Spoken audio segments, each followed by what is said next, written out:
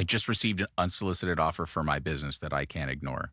What's the first thing I should do? It's ask yourself why you can't ignore it. Is it, for example, because you working with Wally had come up with an idea of what do I think a fair value that a generic reasonable investor would pay, and I can't ignore it because it's higher than that? Is it that I've thought about my own wealth gap and this will yield proceeds that are higher than that, regardless of what the fair value is? Or is it because I've got some problem in the business and my next best alternative for this offer just doesn't look good at all? And so this is better than that. The common thing in all those cases is you've got some idea of your next best offer.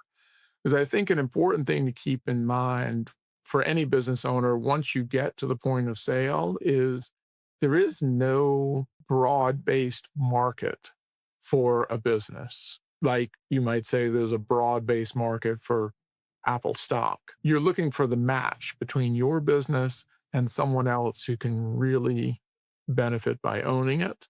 And there are only so many of those people in the world.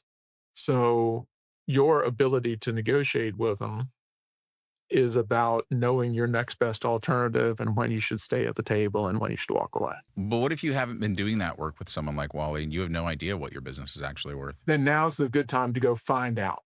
And how do you do that? The ways to go find out are it's one of the things you really don't know until you ask. And so you need an organized way to go ask. In many cases, people come to us and say, look, I've got an offer. I need to know if there are other offers out there. One of the things that we often see, and I think illustrates the point that there isn't a broad market for a business, is that if we were to go out and help a business owner get bids for their business, it would be normal and not exceptional that the bids that came back would vary from X to 2X. And so if it were a $20 million offer they got unsolicited, it might be that you went out to check the market and you came back with a $40 million offer because there was someone who you hadn't thought about who really values the business. Equally, because what you don't know is what the next best alternative is, it would be equally unsurprising if someone had come forward with an unsolicited $20 million offer and you went and checked the market and